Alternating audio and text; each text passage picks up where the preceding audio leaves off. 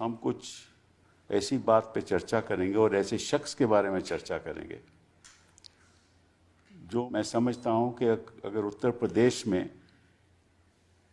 कोई ऐसा शख्स है जो चुनाव के नतीजे को बदल सकता है, उसके बारे में हम बात करेंगे और जल्दी ही बताएंगे वो कौन है। लेकिन उसके पहले कुछ बातें मैं आपसे करना चाहता हूं। वो ये है कि हिंदुस्तान की राजनीति का नक्शा कुछ सालों में बदल चुका है। चाहे केंद्र की सरकार हो या भाजपा की राज्य में सरकार हो, उनका मकसद एक रहता है कि किसी तरीके से चुनाव जीता जाए। कोई भी षड्यंत्र इस्तेमाल किया जाए ताकि चुनाव जीता जाए।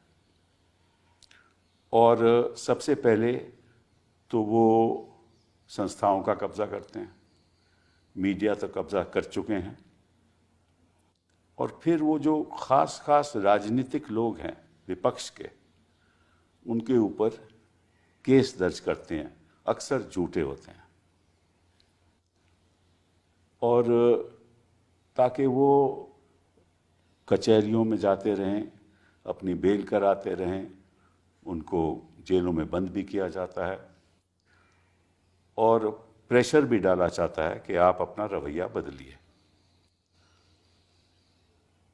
तो आपने देखा होगा कहीं भी हो, अगर कांग्रेस की सरकारें हों प्रदेशों में, तो उनके चीफ मिनिस्टर के खिलाफ केस चलाए जाते हैं, और राज्य में सरकारें हों तो जो ऑपोजिशन लीडर हैं वहाँ के या खास ऑपोजिशन के लोग हैं, उनके खिलाफ झूठे केस दर्ज किए जाते हैं। और सबसे खतरनाक बात यह है कि शासन और इन्वेस्टिगेटिंग एजेंसीज, जो पुलिस इन्वेस्टिगेट करती है,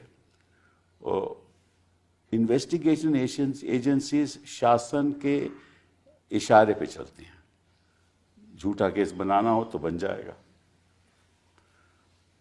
और केस अगर नहीं भी दर्ज होना हो, उस लायक नहीं भी हो, तो फिर भी दर्ज होगा, एफआईआर दर्ज हो जाएगी, फिर निश्चित रूप से उसकी इन्वेस्टिगेशन होगी और झूठ बयान लेकर एक चार्जशीट भी फाइल हो जाएगी। पर वो लड़ता रहे इतनी देर में।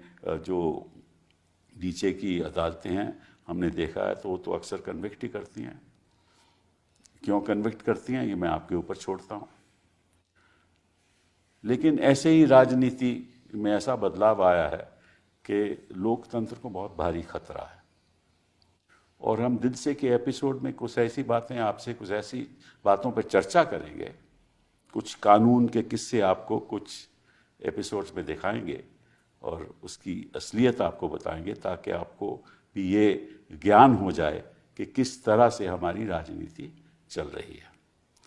तो जिस शख्स के बारे में जो मैं समझता हूँ कि एक बहुत ही अहमियत है उनकी उत्तर प्रदेश में, वो हैं आज़म खान साहब। आपका आज़म खान साहब बहुत स्वागत है। मुझे ये जानकारी नहीं थी कि आप वकील भी थे। आपने 1974 में अलीगढ़ मुस्लिम यूनिवर्सिटी से लॉ भी पास किया, और आप स्टूडेंट पॉलिटिक्स में भी रहे, आप एएमयू के जनरल सेक्रेटरी भी थे, और मुझे ये भी नहीं मालूम था कि आप इमरजेंसी में आप जेल भी गए।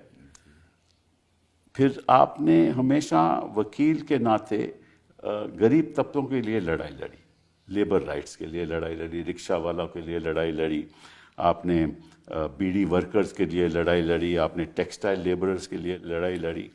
फिर आप जब पॉलिटिक्स में आए तो आप तो फाउंडर रहे समाजवादी पार्टी के, सुना है आप फाउंडर रहे मुलायम जी के साथ।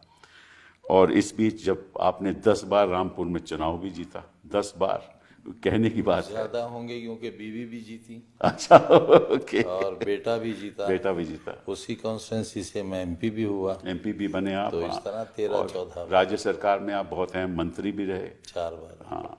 तो आपने मतलब कि आपका जो राजनीतिक जीवन है वो मैं समझता हूँ कि मेरी उम्र से ज्यादा है। आपकी उम्र से ज्यादा तो आप वैसे 1980 से लेकर 92 तक आपने कई पार्टी बदली भी? नहीं, कोई नहीं बदली। पहले आप जनता पार्टी में नहीं थे?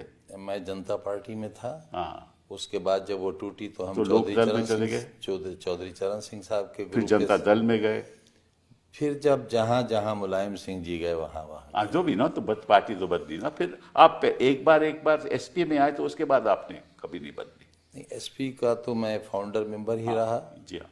और जब बेगम हजरत महल पार्क में एक बहुत तारीखी सम्मेलन हुआ जिसमें समाजवादी पार्टी बनने का ऐलान हुआ, तो उसका संविधान भी मैंने ही रखा था। अच्छा। और उस दिन मैंने बताया था कि मेरी अपनी ज़ाती हैसियत क्या होगी पार्टी में और हिंदुस्तान में। जिस तरह कभी मौलाना मोहम्मद अली जौहर से ये पूछा गया कि आपका मज़हब क्या है, तो उन्होंने कहा कि मैं पहला मुसलमान, मैं दूसरा मुसलमान और मैं आखिरी मुसलमान।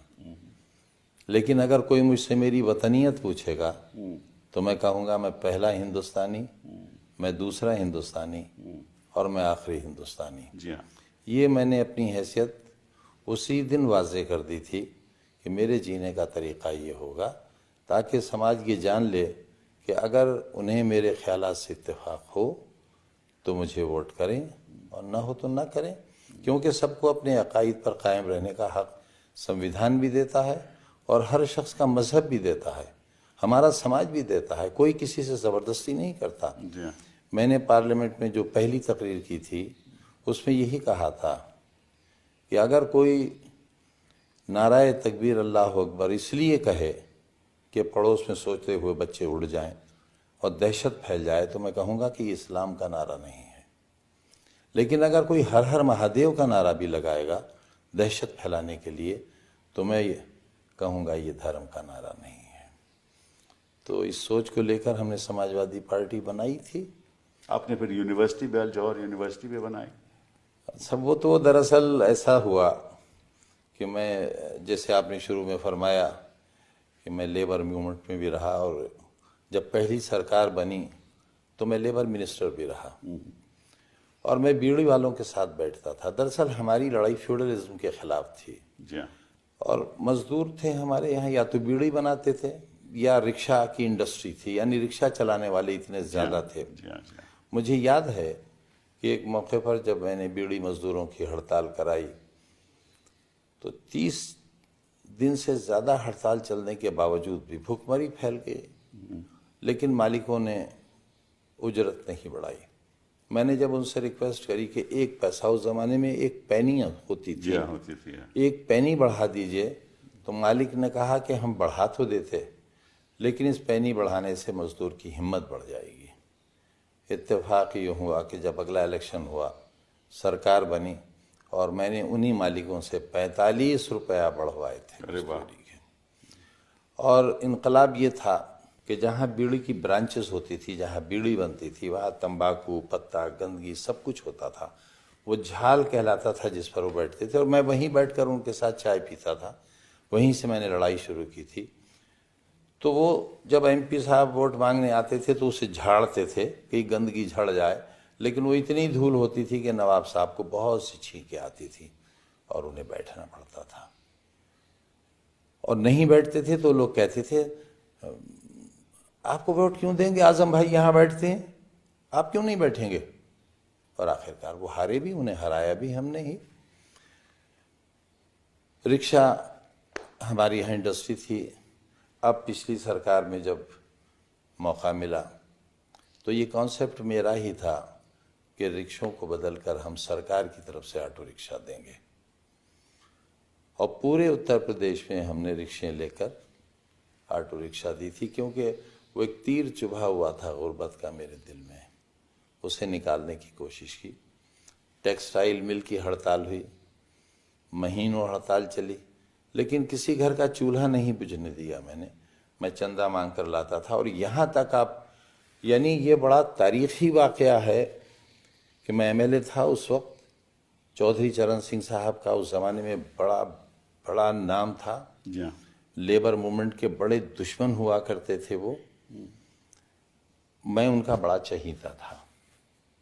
मेरा टिकट कट गया था, मैं एक इलेक्शन हारा भी हूँ। तो जब मैं उनसे मिलने के लिए गया तो मुझसे बोले क्यों, आप तो हारे हैं। मैंने कहा नहीं साहब, मैं बहुत कम वोटों से 1100 वोट से हारा हूँ। बोले नहीं, आपकी तो जमानत जब्त हुई थी। मैंने कहा नहीं साहब ये तो बात गलत है। तो बोले नहीं तुम झूठ बोलते हो। मैंने कहा साहब हम तो हंसी में भी कोई झूठ नहीं बोलते। तो उन्होंने अपना चश्मा उतारा, जैसे मैंने लगा रखा ऐसी था, चश्मा उतारा और कहा अपने पीए से ज़रा वो इलेक्शन कमीशन की किताब लाओ, ये झूठ नहीं बोलते हैं साहब।